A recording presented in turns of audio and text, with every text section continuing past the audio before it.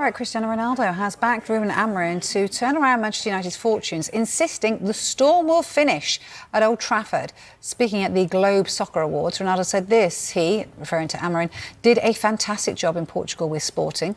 But the Premier League is a different beast, the most competitive league in the world. I knew that it would be tough and they will continue the storm. But the storm will finish and the sun will rise.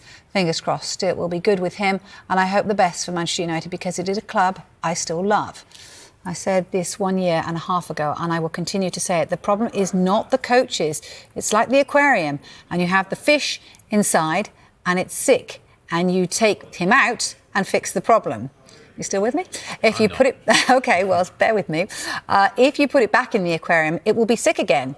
This is the problem of Manchester United. It is the same. That's kind of Cantona-esque with his fishing thing that he did years ago. Yes. Yeah.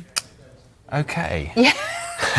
I'm going to reread Take the fish outside the aquarium and then you put it back. Well, so long as you don't put it... I mean, you need to put it inside new another. aquarium. Yeah, absolutely. Don't Okay. leave it out on the side because it's definitely not going to be right when it goes back in. That's Okay, clear. cool. Yeah. OK, thank you. 3 consecutive defeats for Manchester United as Ruben Amorim continues to have a tricky start to life at Old Trafford. It is Newcastle next up for Amorim. Let's hear from him now. I'm here. I have to focus on the job. It's part of football to have these difficult moments. I already knew it that is going to be tough. Of course, you expect to win more games, to have players with more confidence to sell the idea and to work and to improve a lot of things. In this moment, is really hard. Like I said, we have to survive, to have time, and then to improve the team. Chris, you talked before very openly about how big clubs have to win. You don't have endless time. It's a ruthless business. We've seen that at Man United with Dan Ashworth. We've seen it at your old club Sporting, who just sacked the man who took your place. I mean, obviously it's absurd at the moment to be talking about your future, any kind of doubts at all, but are you comfortable that you have the time and the space to do the job that you need? The coach, the manager of Manchester United cannot be never, no matter what, comfortable. And I know the business that I'm in.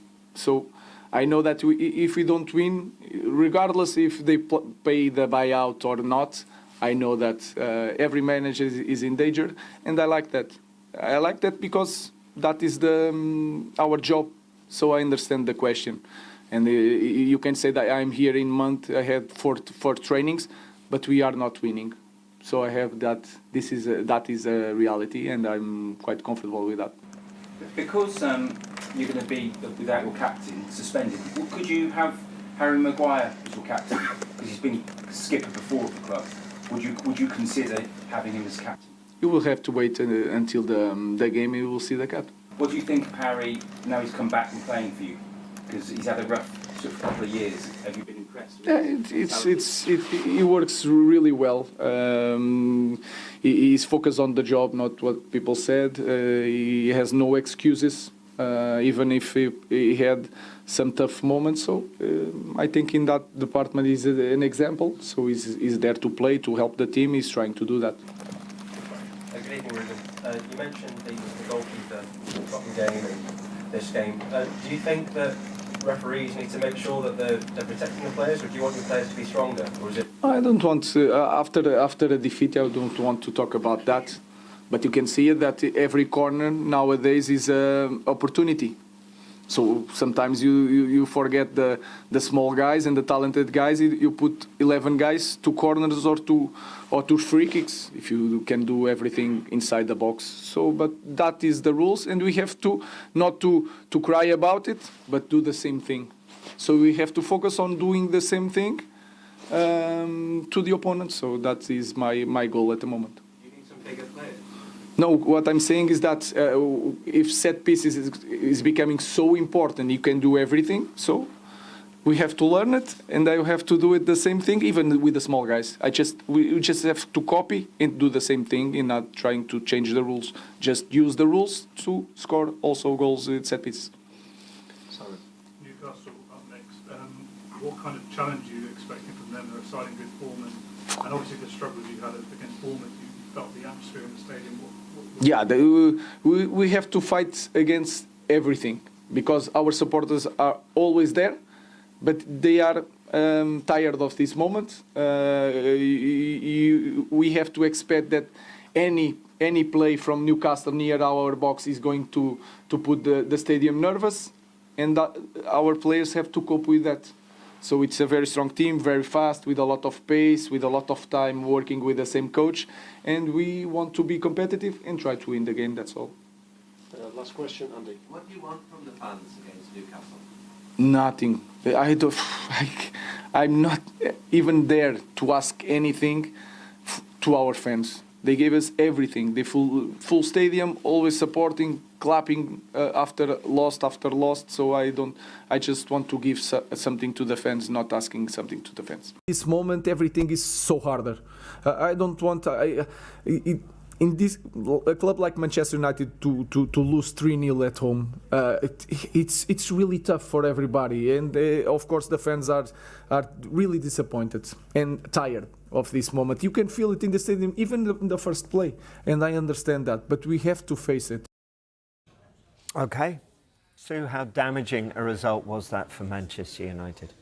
Yeah, I think so. When you look at the real high of beating Manchester City last weekend, it's like you're sort of right back down, aren't you, after that? And you can still see he's changing players. He's trying to fit the right players into the right system, if you like. And with that, I suppose, comes that lack of consistency when you keep chopping and changing. So it's always going to, we always said it was going to be a tough challenge if you're going to be changing your system, if you like, mid-season, and players are going to take that little bit of time to adapt, and you may have some high points, which we've seen some high points from them, but you may also have those low points. And I think if you're bothered about XG, I know some people aren't, but they actually had a higher XG than Bournemouth. So you look at it and you say, well, they are getting into those positions, they're just not quite finding that final finish, if you like. So yeah, it's really disappointing. I think when you, like say, Manchester United fans will have gone home so happy last weekend after turning that around in the latter few moments and winning the game, to then getting beat by a very good Bournemouth side that have caused a lot of top teams problems. But yeah, it's certainly things to learn. And I just think when you look at Manchester United at the moment, you think, well, defensively, they have to be better. Defending set pieces has been a massive problem. So that's got to be something that he's going to look at, I'm sure, to try and strengthen moving forward. Yeah, he's spoken, Amorim, previously about storms and coming in consistency. Is this just us seeing further evidence of that? Yeah, and nothing speaks more about that than set pieces. The amount of goals they've conceded from set pieces, the most in the Premier League now, is unacceptable. And you look at why are they struggling so badly? Because they've got some experience back there. It's not like they haven't. No, but I mean, you look at the header from the corner, Housen, and it's like he stood on his own. There's no one even near him going to compete with him. It's organisation, it's leadership, and I think that's the biggest thing that we keep on hearing about Manchester United is lack of leaders on the pitch. Remember when Liverpool bought Alisson and Virgil van Dijk, and everyone was like, they're the final pieces in the jigsaw. The first time you watched Liverpool with Van Dijk, when it was a corner, when it was a set piece, there was that real, like, you're there, you get in there. Then there was that ability to, like, I'm going to go and win this header. And he'd go and win everything. And you thought, wow, this is going to make a difference. But you also saw it from Alisson as the goalkeeper, was where he wanted people and how he wanted them to be. And it was almost like walking up to people, like, literally, like, you stand there or move this way. And suddenly it was like, right, now you've got a leader on the pitch, understanding what to do.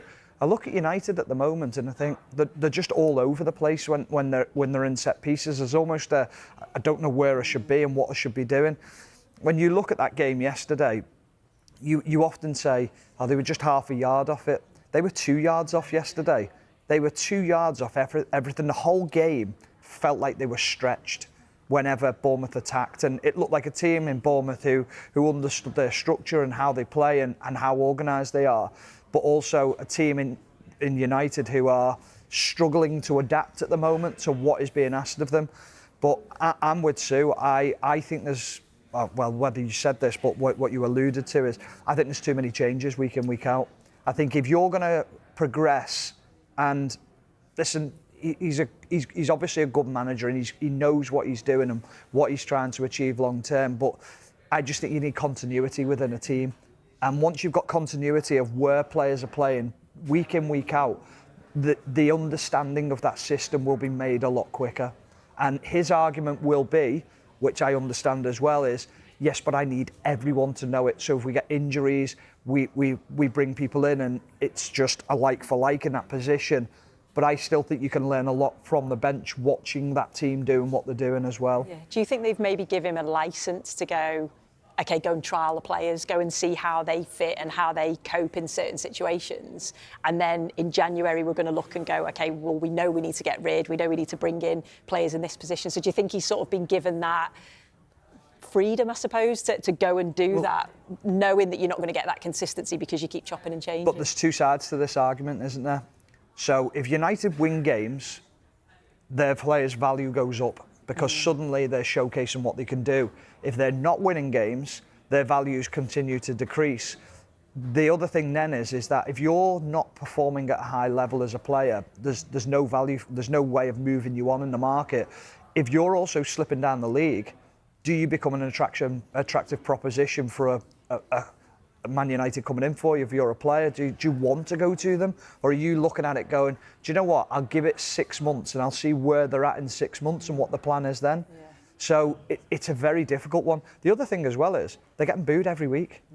So as a manager, I'd be thinking, well, the last thing I want here is that is one of the biggest knock-on effects to confidence in the changing room. It's the hardest thing to get rid of, is when you step out onto that field, you're fearing what the reaction's going to be. So straight away, you're on your back foot a little bit and you're not playing with that freedom, that sort of confidence that you need.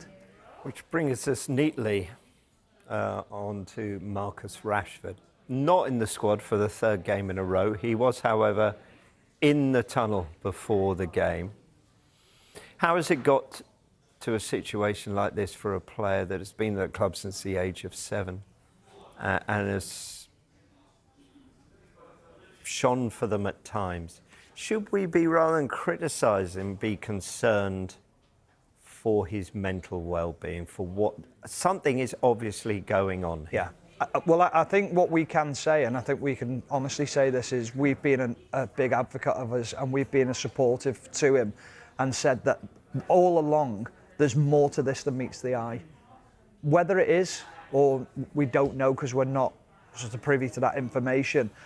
But what you do know is that he's a game changer. He's a player who can absolutely turn it on and he's a top player. So why wouldn't you want to get the best out of him? Now, he's come out and obviously made the statement.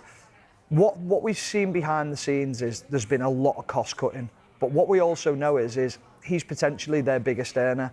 Now, is that the ownership coming in going, absolutely not. We're going to set a wage structure and we're going to make sure that we bring that down. He's the first one that's got to go, or we're going to have to do something about it. So how do you do that? You frustrate a player. You make life difficult for him. I've been in that situation where someone's come in and gone, you're not a player for me. So what I'm going to do is I'm going to make life hell for you. I'm going to make it really embarrassing for you. I'm going to change the way we do everything. You're training, I'm going to leave you out of squads. And I'm going to make it so you train all the week, but then you get no reward at the end of it and make things difficult for you. And I get that sense at the moment that he's in that sort of that place at the moment where he's almost being forced and being made the scapegoat. Now, a lot of Man United fans will probably watch this and go, that's not true. They'll say his work rate's not there. But work rate comes from feeling wanted, feeling like you're important, feeling like you can contribute as well. It looks now, again, like there's a breakdown. We said it was with Ten Hag, but it feels like this is bigger and it almost feels like it's from the club and there's something along them lines as well. Because if I'm a manager walking into the changing room, I'm thinking, I want him in my team. Yeah. I want him firing on all cylinders. You only have to rewind to 2 years ago when United went through that purple patch. Why did they go through that purple patch? Single-handedly, him. He was unplayable at times. And then he was just, suddenly it was like a little bit of a falling out and your confidence goes and you're made to look like the scapegoat. And sometimes when you're in a hole, rather than climbing out, you just keep digging. Exactly. Don't you? OK, we have to talk about Bournemouth. Credit where credit's due, a successive 3-0 win at Old Trafford. This takes them up to 5th. Unbelievable. It's amazing. Do you see them staying right up there, challenging for a European place. Just make them happy. It's Christmas, isn't Yeah. it? Do you know, I think they're going to win everything. But I think all we can say is how brilliant they've been and how, you mentioned it before, how well drilled they are, the way that they just get after teams. They're so brave when they're not on the ball. The way that they press, it's very together, isn't it? It's not just one goes, they all go. They win the ball back really quickly. They're brave in committing players forward. Even when they've lost games, I think it was the Liverpool game I keep referring back to, because they played against Liverpool. Liverpool won that game, but they had so many opportunities. They don't care who they're playing against. No. They go out and they really take the game to teams. And I think they've been absolutely brilliant to watch.